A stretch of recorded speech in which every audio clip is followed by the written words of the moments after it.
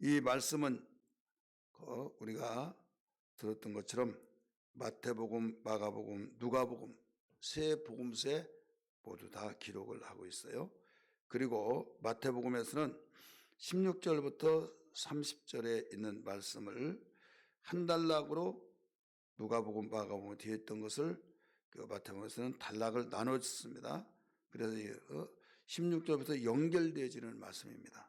우리는 어제 아침에 16절에서 22절까지 읽었습니다마는 연결되어서 한 사건 속에서 주어진 말씀이기 때문에 앞에 있는 16절부터 22절에 있는 말씀을 우리가 같이 연결할 때 여기에 온전한 뜻이 되살아날 수 있다는 것을 여러분 먼저 이해하시기 바랍니다.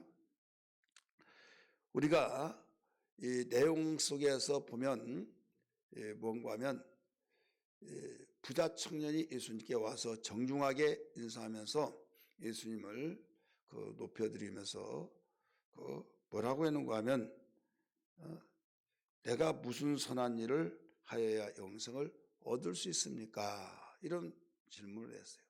근데 마가복음 같은 데는 선한 선생님이여 내가 무슨 선한 일을 하면은 영생을 얻을 수 있습니까?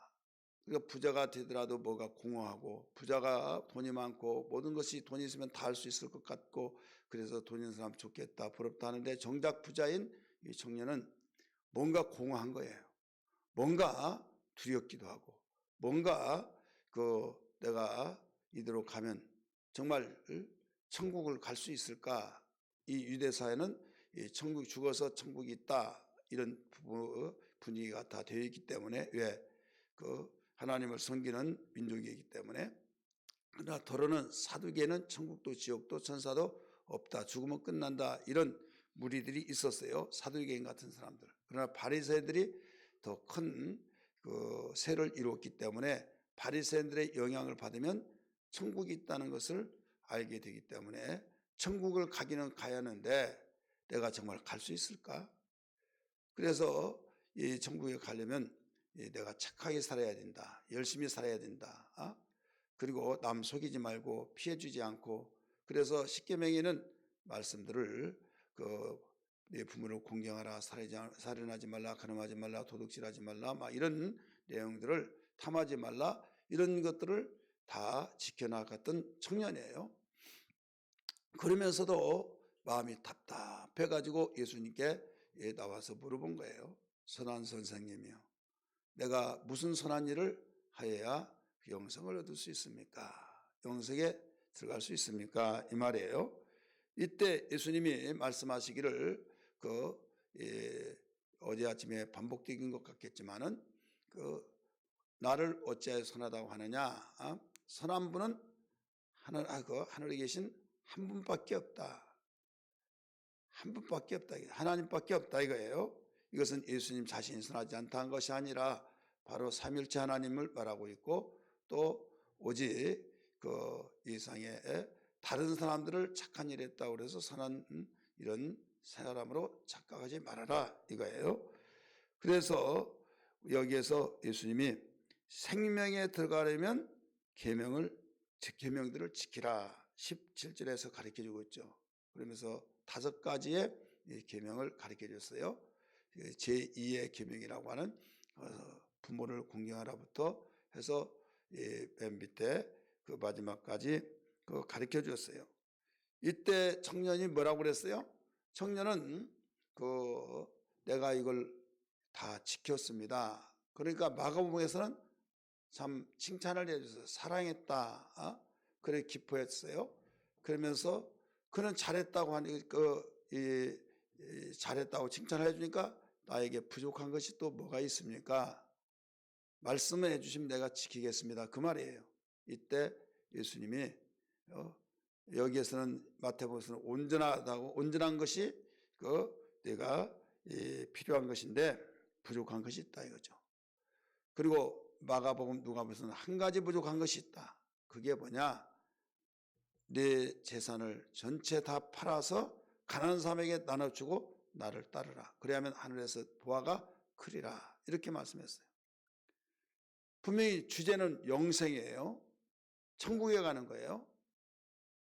무슨 선한 일을 하여야 천국에 갈 수 있습니까? 할 때 예수님이 이렇게 가르쳐 주셨어요. 이때 부자 청년은 곰곰이 생각하면서 갈등을 느끼면서 여기에서 근심하면서 갔다, 이런 말씀을 하고 있죠.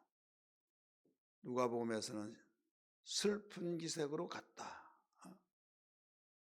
그러니까 번면이 굉장히 많은 거예요.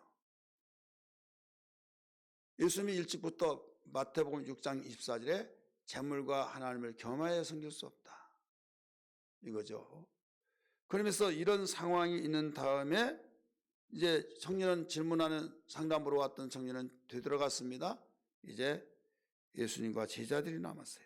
예수님이 제자들에게 이렇게 말합니다. 23절, 내가 진실로 너에게 이르노니 부자는 천국에 들어가기가 어려우니라, 이렇게 말했어요. 부자는 천국에 들어가기가 어려우니라, 오늘 제목입니다. 마가복음에서는 심히 어렵도다, 이렇게 말했고, 또 누가복음에서는 얼마나 어려운가, 이렇게 말했어요. 얼마나 어려운가. 그러면서 곧바로 누가복음에서는 비유가 들어갑니다. 한 예를 들어가요. 비유보다는 한 예로 무슨 말을 하냐면 얼마나 어려운지 하면서 낙타가 바늘귀로 들어간 것보다 더 어렵도다, 이렇게 말했어요. 오늘 여기서 24절의 말씀 보세요. 23절 맨 끝에 분 보시면서 부자는 천국에 들어가기가 어려우니라, 다시 너에게 말하노니 낙타가 바늘귀로 들어가는 것이 부자가 하나님의 나라에 들어가는 것보다 쉬우니라. 그러니까 그만큼 어렵다는 거죠. 자, 낙타가 바늘귀로 들어갈 수 있어요, 없어요? 여러분, 이건 불가능한 겁니다. 절대 들어갈 수 없습니다. 절대 들어갈 수가 없어요. 근데 참 우스운 것은요, 어떻게 해서라도 주님이 하신 말씀을 오해를 덜어주기 위해서 막 연구한답시고 연구하는데 어떤 말을 하는가 하면 아람어로 이 낙타란 말을 잘못 번역을 해가지고 그랬다. 그러면서 낙타란 말하고 밧줄이란 말하고 비슷하거든요. 낙타란 말은 감나, 또 밧줄은 감타, 이 말인데 여기서 이 철자로 보면 한자만 틀렸어요. 그래 이건 오역했다, 이렇게 해가지고 이 밧줄이다, 이런 말을 해요. 밧줄이 어떻게 바늘귀로 들어갑니까? 못 들어가죠. 그러니까 어떻게 해서라도 오해를 벗어주고 하고자 해서 그런 억지를 쓴 사람들도 있고, 또 어떤 사람은 이런 말을 합니다. 예루살렘의 성에 문이 있는데 그 문 가운데서 야파울이라는 문이 있다. 야파울이라는 문이 있는데 그 문은 이제 사람들이 왕래하다가 시간이 되면 딱 닫는데 소수의 사람들이 들락거릴 때 그걸 다 열을 수 없고, 쪽문이 있는데 두 가지 문이 있어요. 두 문이 있는데 그 중에서 대문 가면 이 차가 들어오고 어떤 짐을 실어 들어온다고 한다면 대문을 둘 쪽을 다 열잖아요. 그런데 두 문을 두 쪽을 가지는데 그 중에 쪽문이 하나 있잖아요. 그와 같이 이 소수의 사람들을 다니기 위해서 문이 하나 있다, 이거죠. 그래서 그 문을 열어놓고 이제 있는데 이걸 낙타가 그리로 들어가는 것은 몸집이 큰 낙타가 어떻게 들어갈 수 있냐, 이거죠. 그러면서 여기는 바로 야파우라고 하는 문이다, 이렇게 말을 하고 있어요. 그런데 한 가지 중요한 것은 이 물은 중세 이후에 만들어졌다는 사실을 알아야 합니다. 중세 이후에 예수님이 말씀하셨을 때는 이런 분이 없었어요. 그렇기 때문에 억지로 짜내서 사람들에게 조금이라도 설명해서 그런 것이 아니야, 이렇게 성경을 오역해서 그래, 또 야파물이라고 하는 그런 분을 말하고 있는 거야. 그런데 한 가지 중요한 것은 탈무드, 여러분 잘 아시죠? 성경 다음으로 많이 읽혀진다고 하는 탈무드라고 하는 그곳에서 또 납비들이 이야기할 때도 이 말들을 많이 인용하고 있었어요. 사용하고 있었어요. 낙타가 바늘귀로 들어간 것보다 어렵다, 이런 말들을 많이 사용했다, 이거죠. 예수님도 그런 정서 속에서 사용하신 거예요. 그러니까 이 말은 천국에 대해서 물어본 거예요. 청년이 선생님이요, 내가 무슨 선한 일을 하여야 영생에 들어갈 수 있습니까? 그래서 선한 일을 하여야 들어간다고 물어보니까 그래, 너 생명에 들어가려면 이 계명들을 지키라. 그래서 그 십계명에서 이 사람에 대한 계명을 다 이야기했어요. 그래, 다 했습니다. 또 부족한 것이 뭡니까? 그럴 때 네 재산을 다 팔아서 가난한 사람 나눠주고 나를 쫓으라. 그렇게 말했어요. 그래서 슬픈 기색을 띠고 심히 마음에 근심하면서 되돌아갔다 이거죠. 그러면서 지자들에게 너희들 받지, 재산이 많기 때문에 나 따라오라고 하더라도 갈등을 일으키고 슬픈 기색을 띠고 근심하면서 갔지 않느냐. 부자가 하나님 나라에 들어가는 것은 심히 어렵다, 매우 어렵다 하면서 낙타 바늘귀 이 이야기를 하신 거예요. 그러니까 여러분, 낙타가 어떻게 바늘귀에 들어가냐, 이건 불가능한 거예요. 그래서 베드로가 하는 말이, 선생님 이건 불가능하지 않습니까? 이건 절대로 어떤 누가 보더라 이걸 들어간다고 말할 수 있겠습니까? 100만 분의 1이라도 억만 분의 1도 이건 불가능하지 않습니까? 여러분, 사실 그렇지 않습니까? 사람이 타고 다니는 낙타 몸집이 얼마나 더 큽니까? 그런데 바늘귀로 어떻게 들어갑니까? 오히려 그것이 더 빠르다, 들어갈 수 있다. 근데 천국은 그보다 더 어렵다는 거죠. 그럼 못 들어간다는 거 아닙니까? 여기에서 어제 아침에도 말씀드렸지만은 천국에 가는 것은 행위로 가는 것이 아니다 이거죠. 행위로 가는 것이 아니라 아무리 선한 일을 한다 할지라도 선한 일로 하는 것이 아니다 이거예요. 그것을 어디에서 뒷받침해 주고 있는가 하면 그 낙타가 바늘귀에 들어가는 것은 들어갈 수가 없습니다. 이건 그러면 절대 못 들어가겠네요. 그런 일이 어떻게 있을 수 있습니까? 이렇게 말할 때 하나님은, 사람은 하지 못하지만 하나님만은 할 수 있다 이렇게 말했죠. 우리 성경 26절 말씀 봅니다. 25절 26절 시작. 제자들이 듣고 몹시 놀라 이르되 그렇다면 누가 구원을 얻을 수 있으리까? 예수께서 그들을 보시며 이르시되 사람으로는 할 수 없으나 하나님으로는 다 하실 수 있느니라. 자, 사람은 할 수 없으나 하나님으로는 다 할 수 있다 이거예요. 여러분, 이 부자 청년이 자기가 선한 일을 좀 했다고 그 선한 일을 내가 더 많이 해서 천국 가야지, 선한 일을 해서 천국 간 걸로 착각해서 주님은 그 말씀을 하신 거예요. 낙타가 바늘귀로 들어간 것이 오히려 더 빠르다, 천국 들어간 것보다. 들어갈 수도 없는데 그게 더 낫다고 이렇게 말하니 이것은 절대 들어갈 수 없다 이거죠. 사람의 힘으로는. 그 부자가 천국에 못 간다 그 말이 아니에요. 심히 어렵다. 그러면 심히 어렵지만은 부자라 할지라도 갈 수 있다. 그런데 대부분 부자는 돈이 하나님이 되어서 좋은데 뭐 하나님 믿습니까? 좋은데 막 그저 자기가 놀러 다닐 때 많고 먹을 것 많고 또 즐길 때 많고, 그러니까 무슨 하나님이 생각나고 천국이 뭔 천국이냐, 이 세상이 천국이지 하면서 하나님 나라를 바라보는 사람 누가 있겠습니까? 여러분, 한 가지 중요한 것은요, 하나님의 복을 받은 사람은 재물이 많아요. 그러면 재물이 하나님은 잘 섬기고 하나님의 복을 받은 사람은 재물이 있어서 하나님을 섬겨서 이렇게 복을 받았다. 성경은 가르쳐 놓고 있잖아요. 신명기 28장에서도 복과 저주의 말을 가르쳐 주면서 말씀하셨고, 또 욥이 하나님을 잘 섬겨서 그의 보좌가 되었다. 동방에서 가장 큰 자가 됐다. 이런 말을 하잖아요. 그러면 부자가 천국에 가는 것이 더 쉽다는 말이죠. 이게 상식이에요. 근데 예수님 말씀하시기를 부자가 천국 들어가기가 얼마나 어려운지 낙타가 바늘귀로 들어간 것보다 더 어렵다. 이렇게 말씀을 하고 있어요. 이것은 뭐냐면 부자라고 해서 다 못 들어간 건 아니지만은 이 대부분 착한 일을 해서 내가 선한 일을 해서 행위로서 구원을 받는 걸로 생각하는데 그것이 절대 그렇지 않다. 오직 들어갈 수 없다고 어떻게 누가 구원을 받을 수 있겠냐고 말했던 제자들에게 그러나 하나님은 할 수 있다. 이게 뭐예요? 거듭남을 통해서 곧 믿음으로. 그러므로 갈라디아 3장 16절에서도 가르쳐주고 에베소 2장 8절 9절에서도 행위로서 구원받는 것이 아니라 하나님의 은혜로 구원받는다라고 가르쳐줬어요.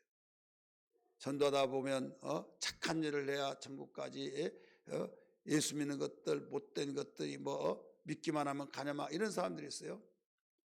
여러분 예수 믿지 않은 것이 죄고 그것 때문에 지옥 간다고 성경은 가르쳐줬어요.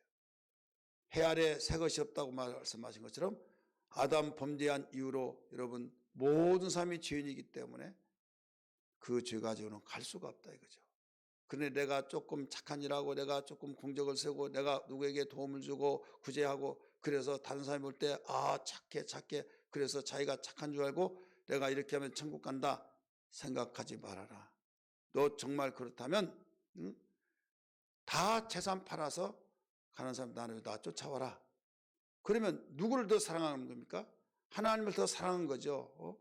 하나님 사랑하면 하나님 사랑하면 하나님 말씀을 믿는다는 거죠.